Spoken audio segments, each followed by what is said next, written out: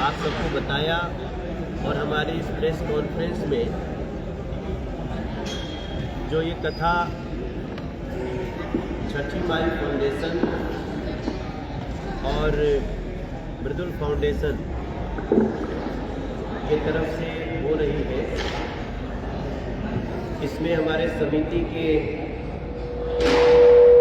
बहुत सारे साथी इस माइक को रखिएगा।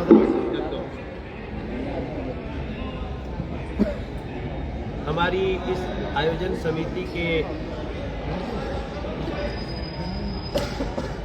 शीतल पांडे जी, अमित धुल जी, नीलकांत बख्शी जी और एक हमारी बहुत बड़ी टीम है जो यहाँ उपस्थित है। हम सभी लोग भगवान श्री राम के ऐतिहासिक प्राण प्रतिष्ठा के उपलक्ष्य में एक बृहत राम कथा, हनुमान जी की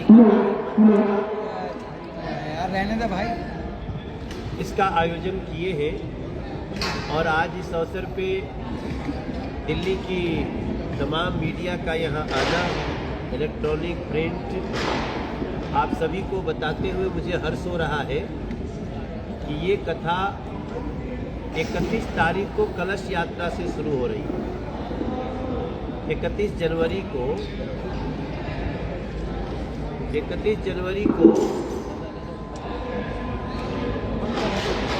जनवरी को कलश यात्रा में लगभग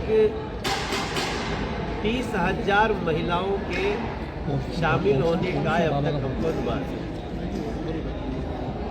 और इसमें जो गायत्री परिवार है उनकी बहुत वो साथ में हम ये कलश यात्रा कर रहे हैं। और जो हमने अपने दिल्ली के इस लोकसभा क्षेत्र के महिलाओं का जो उत्साह हमने देखा है वो सच में मेरे लिए बहुत अद्भुत है। अभी लगभग 7,500 परिवारों के रजिस्ट्रेशन हो चुके हैं और हर परिवार से 2 से 5 तक महिलाएं इसमें कलश यात्रा में शामिल होंगी। उनकी जो यात्रा है पुलिस के साथ हमने साझा कर लिया है। पुलिस ने भी हमको इस पूरे आयोजन के लिए एक ट्रैफिक एडवाइजरी जारी की है। आज उन्होंने उस एडवाइजरी को सार्वजनिक ट्वीट भी किया है, तो मीडिया के लोग भी डीसीपी ट्रैफिक के ट्वीट पर जाकर उसको समझ सकते हैं और लोगों को बता सकते हैं। दिल्ली ट्रैफिक की तरफ से, दिल्ली ट्रैफिक के ट्विटर आईडी 31 तारीख की कलश यात्रा चल के फिर यहाँ स्थापित होगी और 1 तारीख को 2 बजे से 1 फरवरी 2 बजे से वीरेंद्र शास्त्री जी के श्रीमुख से ये कथा का प्रारंभ होगा। हम आपको बता सकते हैं कि जो मूर्ति अयोध्या जी में लगी है उसकी एक बहुत बड़ी रेप्लिका इस कथा पंडाल में लोगों को देखने को मिलेगी। और जिन लोगों ने वो बनाया है वो कंपनी कौन सी है? जो श्री श्याम दरबार के नाम से वो संस्था है जो ये काम करते हैं, उन्होंने बहुत सुंदर उस पर काम किया है। और एक और बात है इस कथा में कि इस मंच पे जो दिल्ली के प्रमुख माँ के मंदिर हैं, माई कालिका, माई झंडेवाला, छतरपुर, ऐसे जो कुछ प्रमुख मंदिर हैं और खाटू श्याम, ये सब कुछ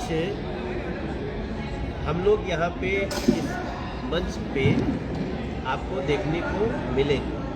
उनके भी स्वरूप रखे जाएंगे।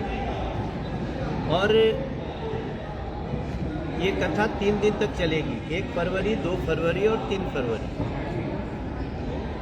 सभी को आने के लिए हम प्रार्थना करते हैं। लोगों में कोई कंफ्यूजन ना हो, इसलिए मैं मीडिया के थ्रू बताना चाहता हूँ कि यहाँ आने के लिए किसी पास की आवश्यकता नहीं है।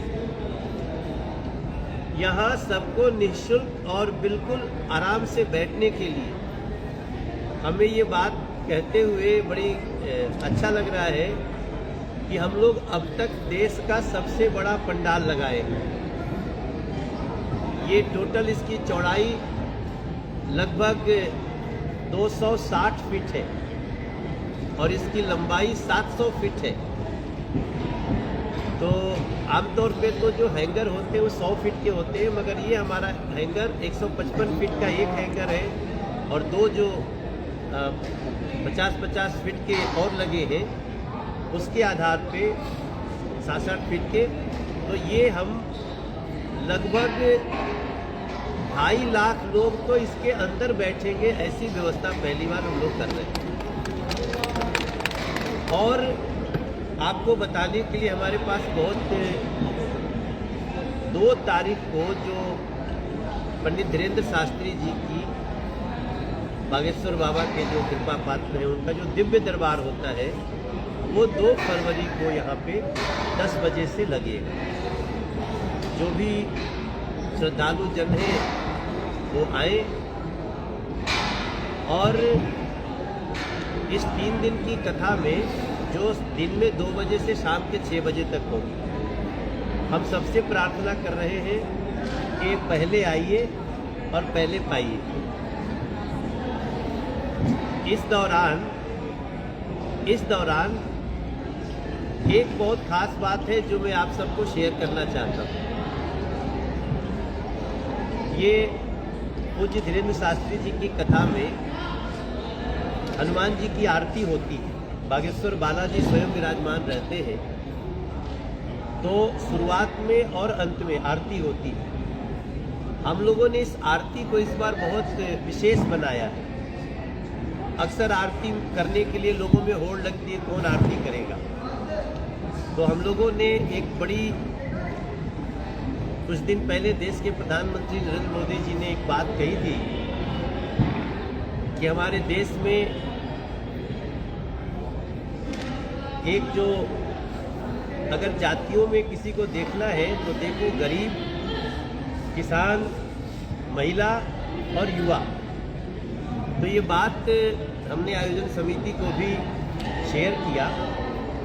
तो पहले दिन आरती हमारे सिर्फ सफाई कर्मचारी करेंगे,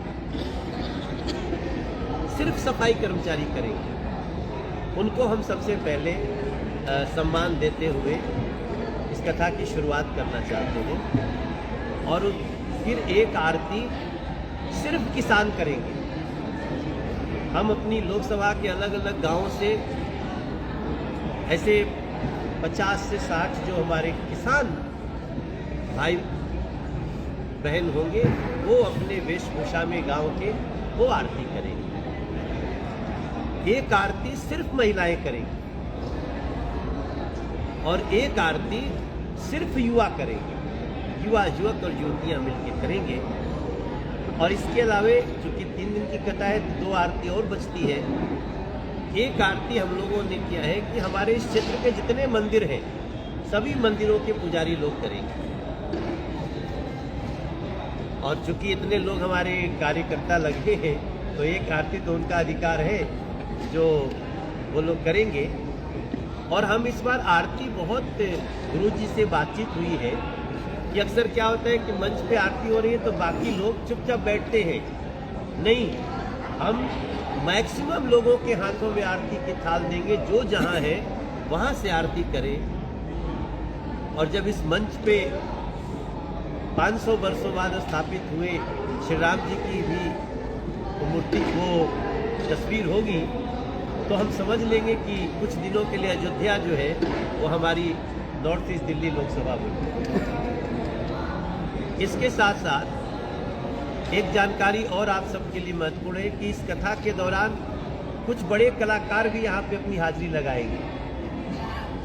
तो हम भी उसी कला जगत से यहाँ तक पहुँचे हैं, तो हम तो बैठे रहेंगे, जब लोग कहेंगे गुरु जी कहेंगे तब हम भजन गा देंगे। लेकिन ये शीतल पांडे जी बहुत बड़े कलाकार हैं, खाटू श्याम बाबा के बहुत प्रसिद्ध गायक हैं। अमित धुल ये हरियाणा के बहुत बड़े सुपरस्टार हैं। इनके साथ हमने राम के हैं, राम के थे, राम के हैं, राम के हैं, रहेंगे, ये गीत गाया है हम लोगों ने तीनों मिलके। इसके अलावे एक बहुत ही प्रभु की बड़ी कृपा है उनके ऊपर, कन्हैया मित्तल जी, वो भी 2 और 3 तारीख को यहाँ रहेंगे।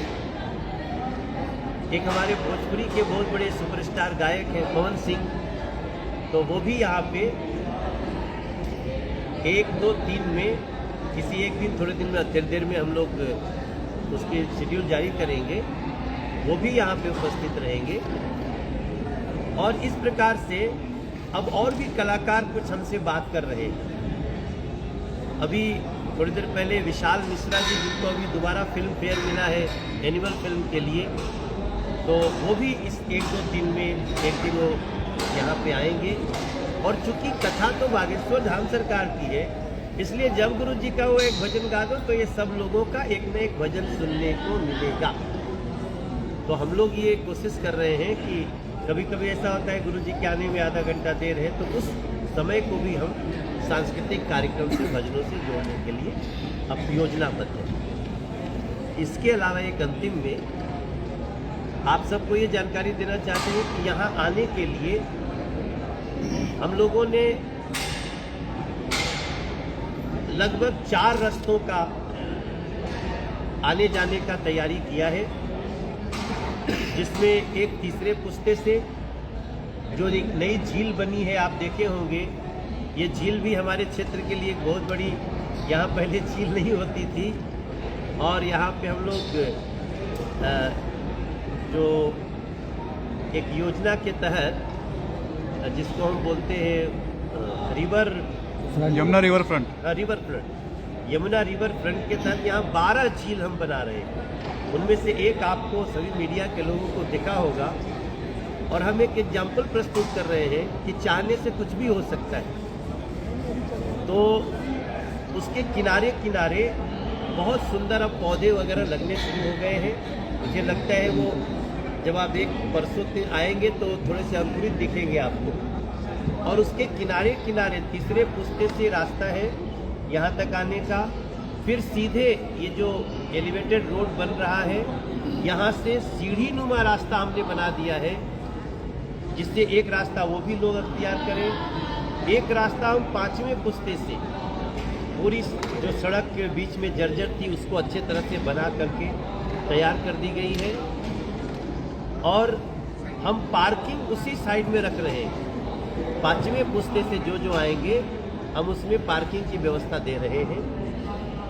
लेकिन साथ साथ हमारी प्रार्थना है लोगों से कि वो अपनी गाड़ियों से आते हैं तो गाड़ी दूर छोड़ करके थोड़ा सा इस धार्मिक आस्था के तहत पैदल भी चले, तो हमारी व्यवस्था को बनाए रखने में बहुत मदद मिलेगी।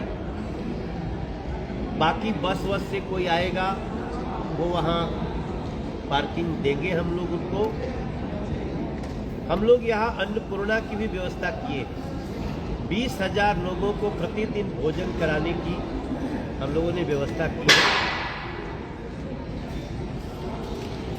हम नहीं जानते हैं कौन कौन लोग उस अन्नपूर्णा का लाभ लेंगे, लेकिन अक्सर ऐसा देखा गया है कि ये पूज्य धीरेन्द्र शास्त्री जी की कथा में कुछ लोग आकर के रह जाते हैं।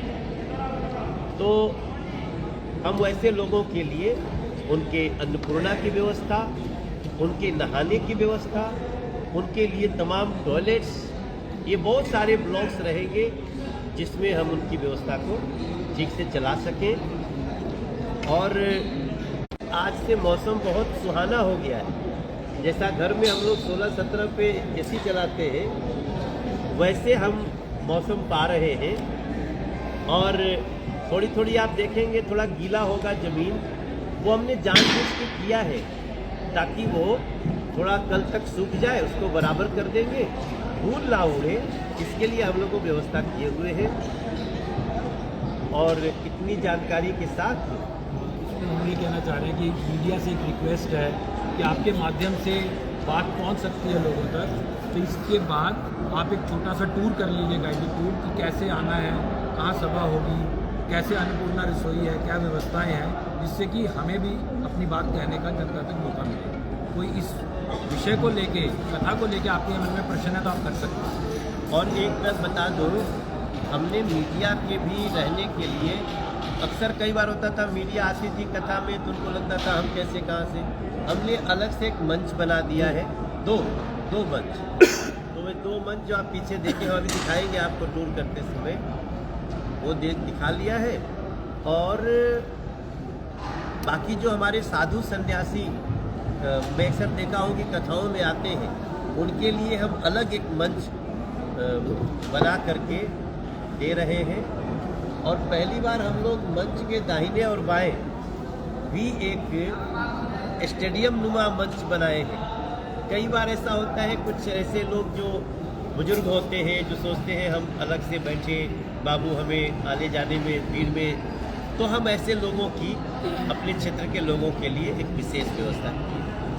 ये कलश यात्रा का रूट कौन सा होगा? फ्रंटियर साइड में तिवारी जी, कलश यात्रा का रूट कौन सा होगा? बड़ी बनाइए। कलश यात्रा का रूट बताने के लिए उनको बुलाइए, अभी आपको दे देते हैं, राइटिंग में दे देते हैं। कलश यात्रा का रूट क्या है बताइए।